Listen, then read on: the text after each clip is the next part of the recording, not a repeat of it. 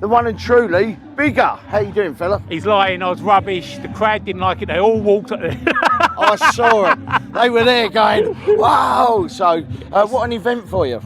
You know what, Soulstice just gets better and better every year. And you know, it's nice that something good's come out of something bad. Yeah. And Andy was like a big friend to a lot of people that come to this event.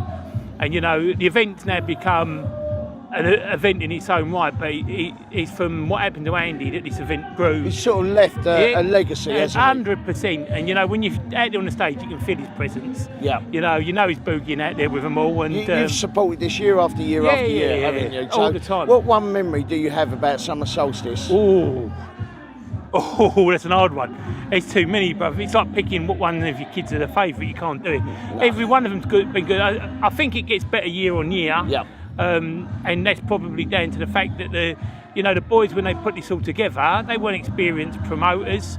You know, they literally went on a wing and a prayer, and they've done it for their mate, and it's turned into what it's turned into, and they've probably learned from mistakes along the way, and they've turned it into a real proper festival, you know. What was a bit of a fun thing, and it's in memory of their friend and all the rest of it. It's become a proper event, and rightfully in the name of Andy. So raising loads of money for the charity as well. The amount of money they raise is ridiculous. Let's talk about the last time we spoke to you. You was in Cavos, DJing. You come back from Cavos and you don't stop working. No, it's like constant. What projects you got going on at the moment? Well, first of all, I've got to pay the bills, so that helps. But where are we next? I just got to think there. Tomorrow night we're at the Ministry of Sound for My Soul's birthday party. Next weekend, I forgot what date are we on. What's next weekend? I can't remember. The 30th. So I'm in Northampton from 11 till 1, and then we jump in the car and we're back in London. We love soul from 3 till 4.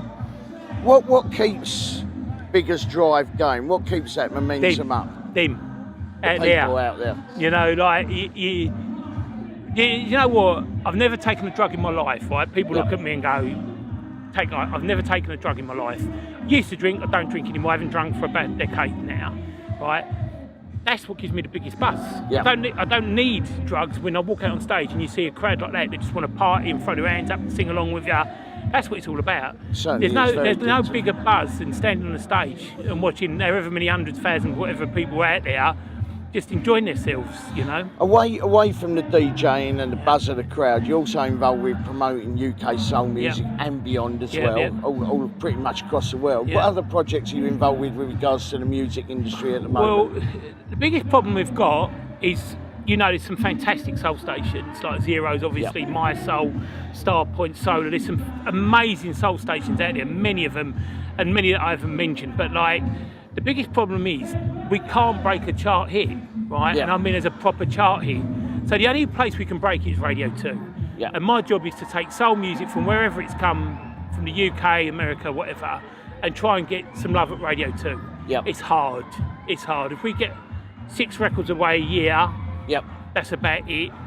But that's 6 records more than we were getting away 3 years ago, 4 years ago. So it's important to us that Radio 2 back our music, because there is no commercial station backing soul music. And for us to survive, for the artists to survive, for the live shows to survive, you need that support. You know, you've got to have a big commercial nationwide station backing your music, because no matter how much love there is at all these specialist stations, they can't sell the units that the artists need to make money to make another album. And when you've got a situation where someone like Joe, for argument's sake, sits here in an interview with us and turns around and says, it's probably going to be the last album he makes, you've got to sit there and go, well, hang on a second, you're Joe, and you can't afford to make albums. And we said he's just going to tour off the back of the hits. And that's it. And when you've got people with such talent like he has, such an amazing songwriter, I could cry. So the only way really you can change that is if you do something about it. And as I say to you, we go and have fights at Radio 2 to try and get the music we'll love on it. Loving the idea of that. So that's great. How can we find out more? Because I know you're really busy. How can we find out more about Bigger? I would say to you the website, but you know what? We've been so busy we haven't kept the website up to date. So you're probably better off going to Facebook and Twitter and all that. It's all DJ Bigger, Instagram, stuff like that.